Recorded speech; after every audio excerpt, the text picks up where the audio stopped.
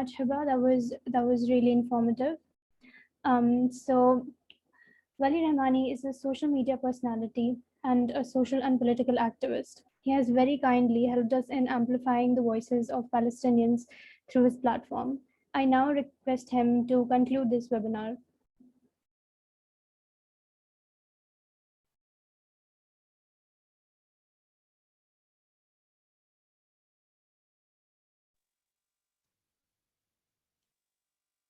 Hello, can you hear me? Am I audible? Yes, you are. Okay, so hello and assalamu alaikum to everybody who's watching this webinar right now. Firstly, thank you to big thank you to Indo-Pal Friendship Forum and Youth for Al-Quds India for allowing me to give a speech, concluding speech for this webinar. Secondly, this webinar is being streamed live on my Facebook page, and for more than 10 times, the video has been taken down. So in a 1 hour span, 10 times Facebook, I don't know for what reason the video has been taken down. But anyways, this should not, we should not let our models go down. In what capacity am I here to speak today? Am I an expert on Indo-Pal relationship, India-Palestine relationship? Am I an expert on Israel-Palestine issue? And do I have to be an expert on Israel-Palestine issue to speak on this issue? I firmly believe that my human capacity is sufficient enough for me to speak against the aggression and the illegal occupation of the Israeli forces. I firmly believe that my human capacity is sufficient enough for me to speak against the oppressors and the perpetrators of war crimes and against the oppressors and perpetrators of crime against humanity. And the place where I am right now, I am an Indian, and there is a huge trend over here in India to perceive and to see Indian Muslims who speak against Israelis and Zionists as anti-Jewish, anti-Judaism, and anti-Semitic. So let me take this opportunity to firstly clear out one thing, that we Muslims, we've never been anti-Jewish and in the history, and we still are not anti-Jewish or anti-Semitic. Rather, if you take the history, and I give an open challenge, I throw an open challenge to anybody who's watching this webinar right now, to prove it to me from the historical facts, to prove it to me in history, a single instance where Muslims have systematically oppressed Jews or Muslims have systematically killed Jews. I bet you on this that not a single instance you would be able to show it to me.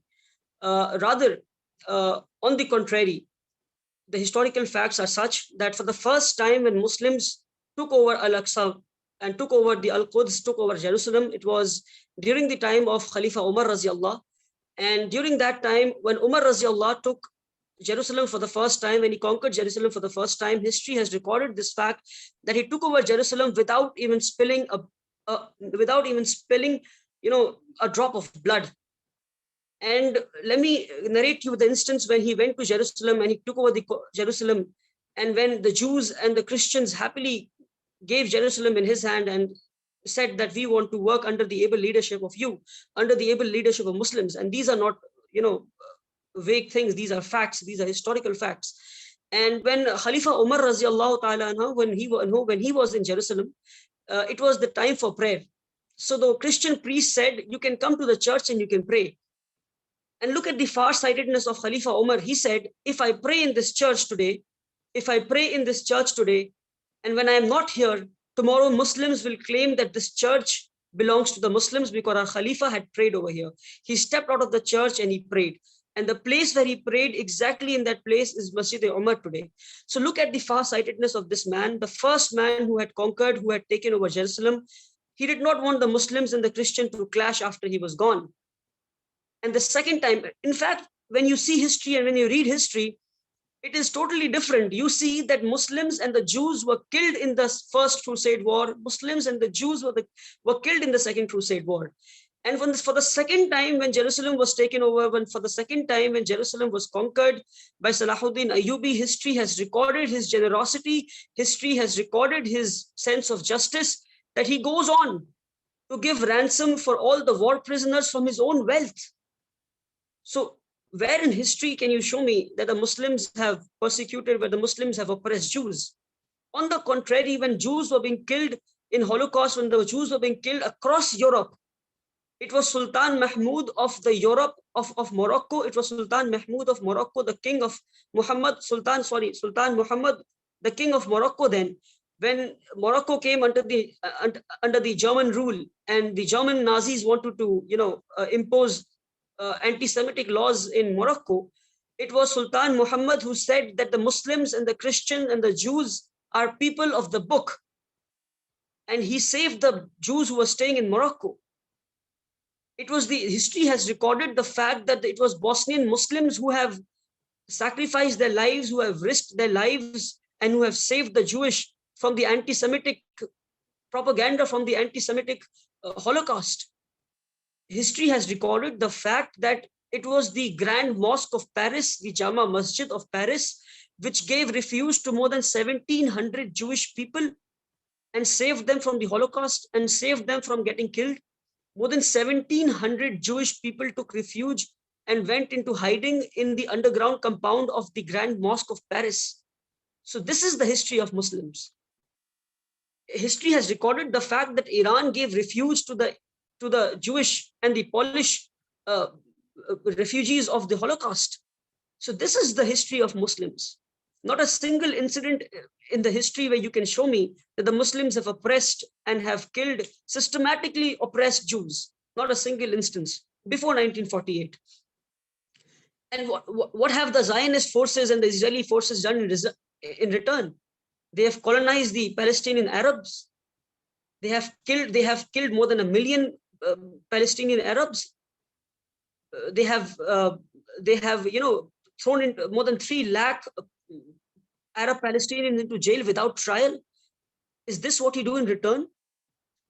And what comes in as a shock to me, as a student of history, as a student of international relations, what comes in as a shock to me is that the same Jews who were persecuted, who were killed in a Holocaust just a few years back, go on to colonize Muslims. So it just comes in as a shock to me. And for my viewers who are watching me, who are listening to me right now, to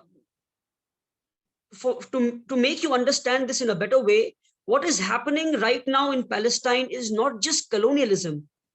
What happened with us in India was colonialism, where a handful of Britishers came to India, they colonized us, they ruled over us, they took our minerals, they took our resources, they went back to England and they poured it in England. But what is happening in Palestine, and what the Israelis are doing with Palestine, is not just colonialism. It is settler colonialism. Now, what is settler colonialism? Settler colonialism is a kind of colonialism where the colonial forces seek to replace the original population with a new set of society and a new set of settlers. Now, to simplify that for you, imagine you have given your house on rent to somebody. You have given a room to somebody. You've got a 4-bedroom house, and out of that 4-bedroom, you give your house to rent on somebody, just one room to rent on somebody, and that somebody comes to your house and stays in your house and starts ruling you. And he lets you stay in your house. That is colonialism. Now, what is settler colonialism? If that very same person expels you from your house and calls his other 4 friends, and his 4 friends start living in your house, and you become homeless, that is settler colonialism. Now, an interesting figure of settler colonialism, to explain this settler colonialism, an interesting figure is that in 1915, there were just 60,000 Jewish in Palestine, just 60,000 Jewish in Palestine. And by the year 1948, within a span of 30 years, this number rose from 60,000 to 750,000.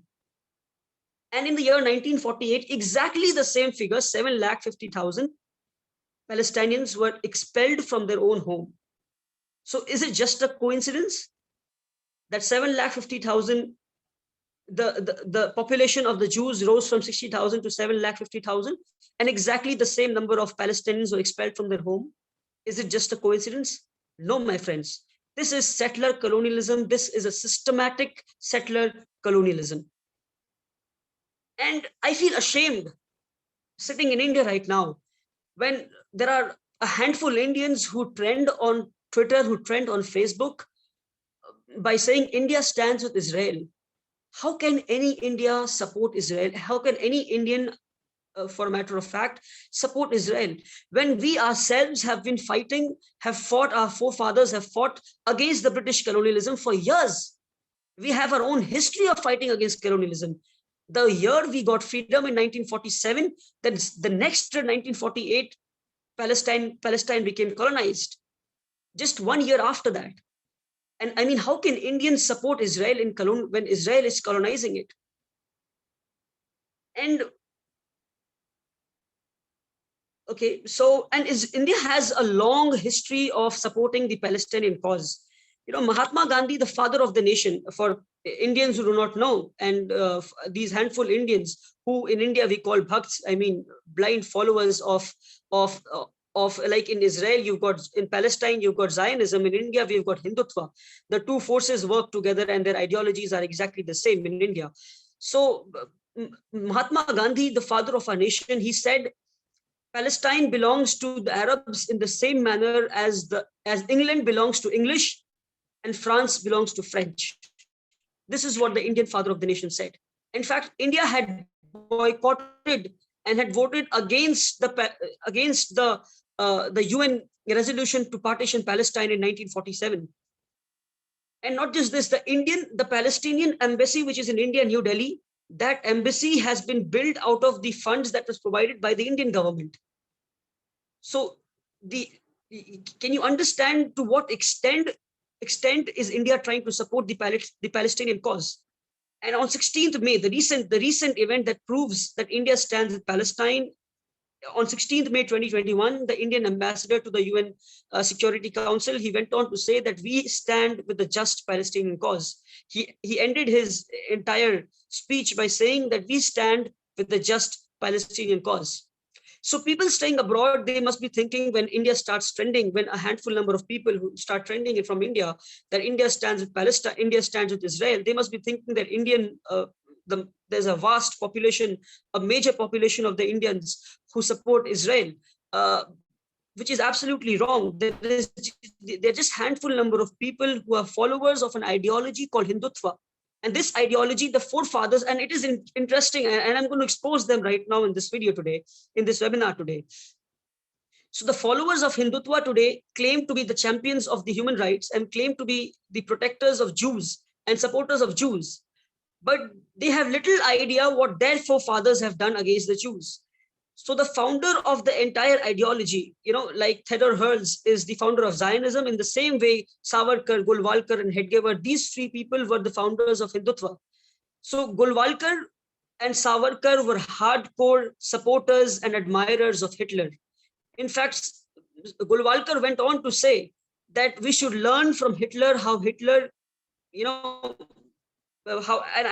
you give me an opportunity, I would like to read out what exactly he said. He said, to keep up the purity of the nation and its culture, Germany shocked the world by purging the country of its Semitic race, the Jewish nationals. And he further said, Germany has also shown us how impossible it is for races and cultures having difference in going roots to be assimilated and united as one whole. A good lesson for Hindustan to learn and profit by. This is what he said against Jews. And Savarkar, the person who coined the Hindutva term, and the people who follow the Hindutva ideology today, they say that we support Israel. Look what your father had said. I mean, what your forefather, what the founder of the Hindutva said.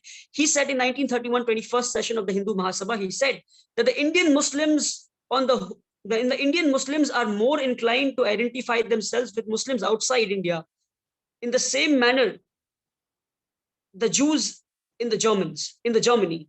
And he further said the very fact that Germany or Italy has so wonderfully recovered and grown so powerful as never before at the touch of the Nazi or the fascist magical wand is enough to prove that those political isms were the most congenial tonic for their health. So he's calling Nazi and the fascist regime and their politicalism the most congenial tonic for their health.